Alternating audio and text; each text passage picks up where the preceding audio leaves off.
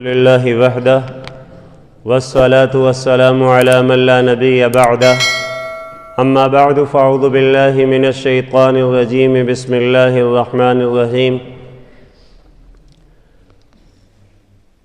الحمد لله رب العالمين الرحمن الرحيم مالك يوم الدين إياك نعبد وإياك نستعين اهدنا الصراط المستقيم صراط الذين أنعمت عليهم غير المغضوب عليهم ولا الضالين سبحان ربك رب العزة عما يصفون وسلام على المرسلين والحمد لله رب العالمين۔ حضرات محترم، قرآن کریم کی تلاوت سے پہلے تعوذ اور بسملہ پڑھنے کا حکم ہے، تعوذ اور تسمیہ کا۔ تعوذ کہتے ہیں اعوذ باللہ من الشیطان الرجیم پڑھنے کو، اور تسمیہ کہتے ہیں بسم اللہ الرحمن الرحیم پڑھنے کو۔ تعوذ کے بارے میں کچھ باتیں میں نے عرض کر دی تھیں۔ تعوذ کا معنی ہے اللہ کی پناہ مانگنا، اللہ کی پناہ میں آنا۔ چنانچہ قرآن کریم کی تلاوت ایک بہت بڑا کار خیر اور ثواب کا کام ہے، اور عام طور پر انسان کو اس کا نفس بھی نیکی کے کاموں سے روکتا ہے، شیطان بھی نیکی کے کاموں سے روکتا ہے۔ تو قرآن کریم نے حکم دیا وَإِذَا قَرَأْتَ الْقُرْآنَ فَاسْتَعِذْ بِاللَّهِ مِنَ الشَّيْطَانِ الرَّجِيمِ کہ جب بھی آپ قرآن پڑھا کریں تو اللہ کی پناہ مانگ لیا کریں شیطان مردود سے۔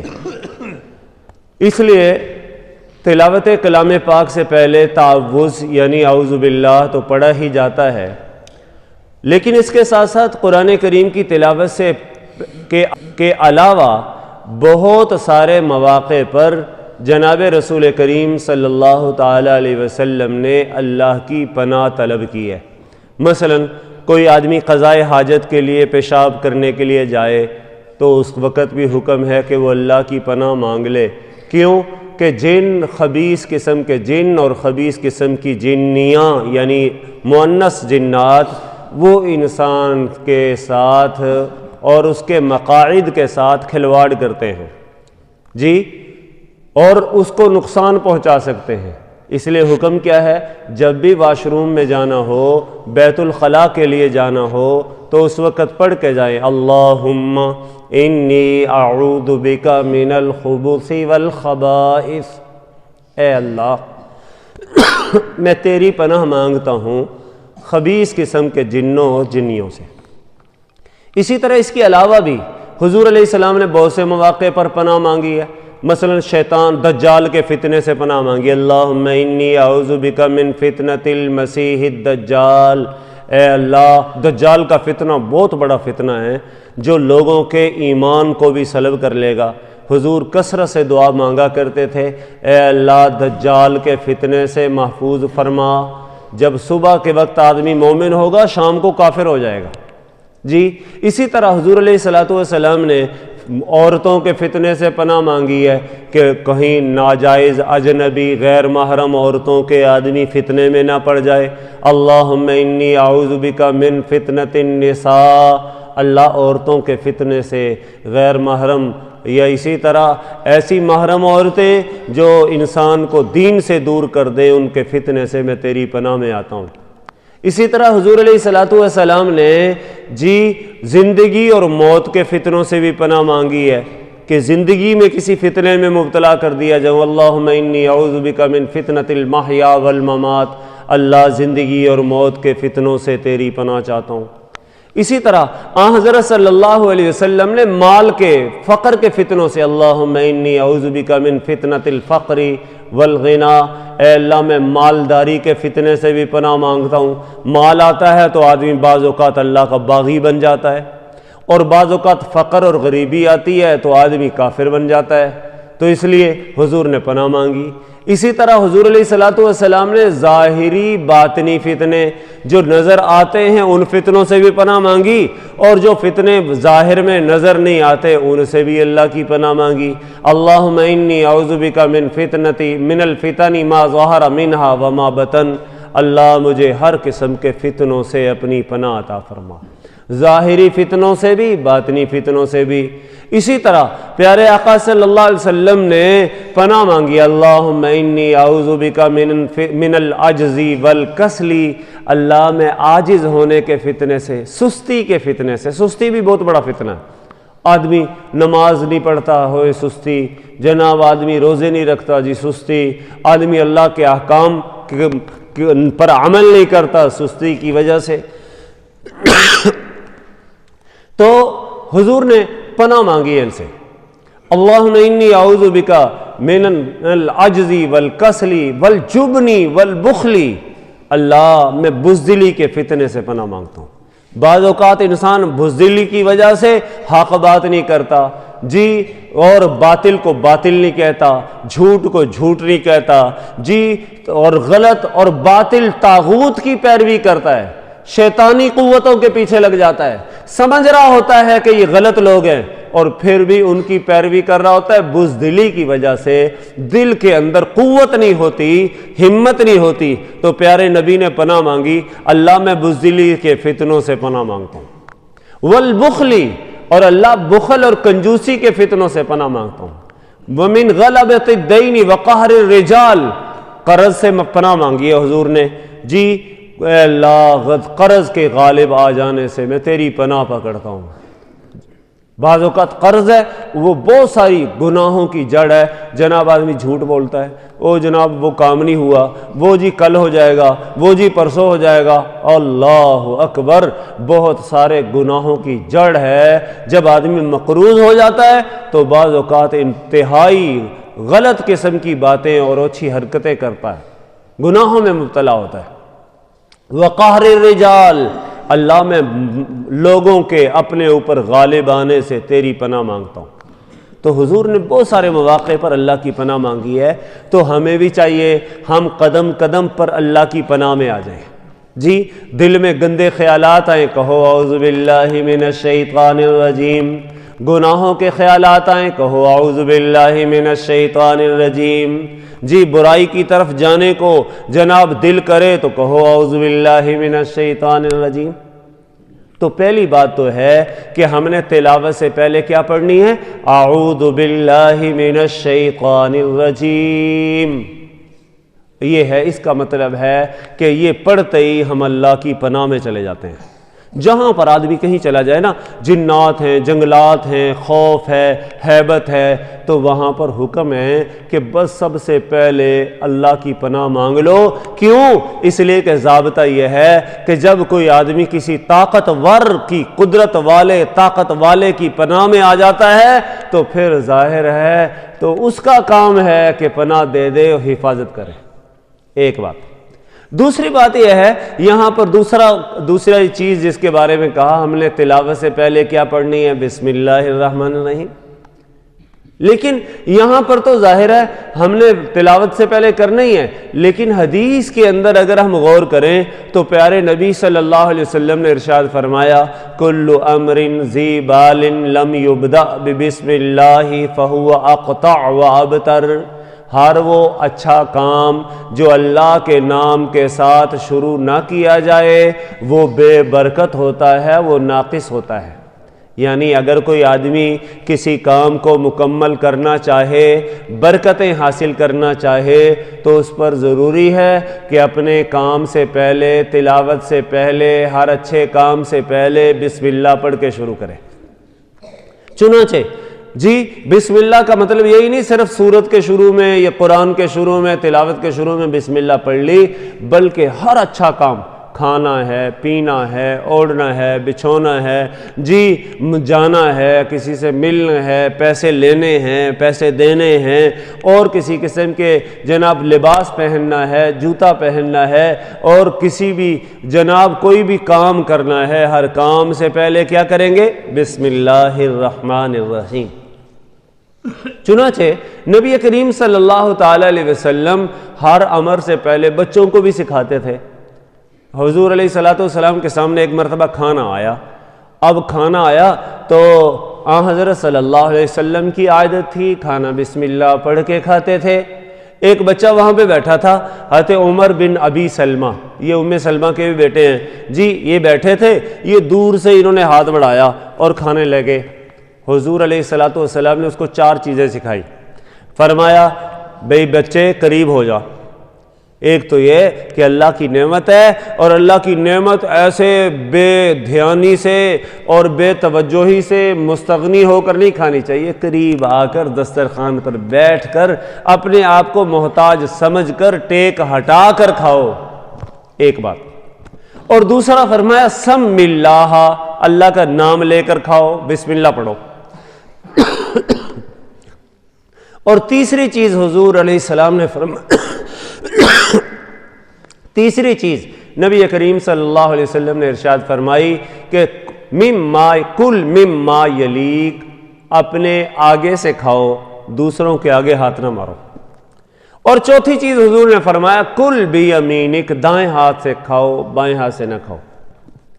جی اب دیکھو ایک بچہ ہے، بچے کو بھی حضور ادب سکھا رہے ہیں۔ فرمایا سم اللہ، بسم اللہ پڑھ کے کھاؤ، اللہ کا نام لے کر کھاؤ۔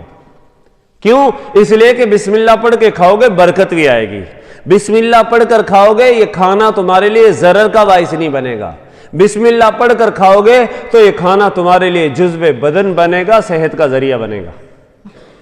جی تو اس لیے اور بھی کوئی کام کرنا ہو، حضرات صحابہ کرام رضوان اللہ علیہ مجمعین کی عادت تھی، حتیٰ کہ اگر ان کو ٹھوکر بھی لگتی تھی تو وہ بھی کہتے تھے بسم اللہ۔ جی اب ٹھوکر لگی، گرنے سے بچ گئے، اچھا کام ہے نا، حفاظت ہو گئی اللہ کی طرف سے، کہو بسم اللہ۔ ہم نے دیکھا پہلے مائیں بچے کو ٹھوکر لگتی تھی، گرنے لگتا تھا، کہتے تھے بسم اللہ۔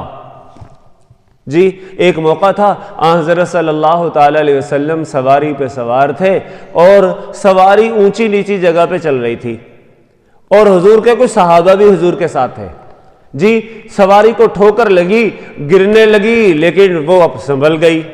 تو جو ایک صحابی تھے اس نے کہا تعیس الشیطان، شیطان برباد ہو، کہ شیطان کی جانب سے ہے نا ٹھوکر، حضور کی سواری جا رہی ہے اور یہ ٹھوکر لگی ہے، لازمی شیطان نے کوئی تصرف کیا ہے۔ حضور علیہ السلام نے ڈانٹا، فرمایا تم یہ نہ کہو تعیس الشیطان، شیطان برباد ہو، اب جب تمہیں کوئی برائی اور مصیبت پہنچے گی اور شیطان کو تم کوسو گے، شیطان بھی سمجھے گا میں بڑی چیز ہوں، اسی لیے میرا ذکر ہو رہا ہے، اسی لیے مجھے یاد کیا جا رہا ہے۔ فرمایا جب بھی کوئی ایسا موقع ہو تو کہو اللہ کا نام لو، بسم اللہ پڑھو، کہو بسم اللہ۔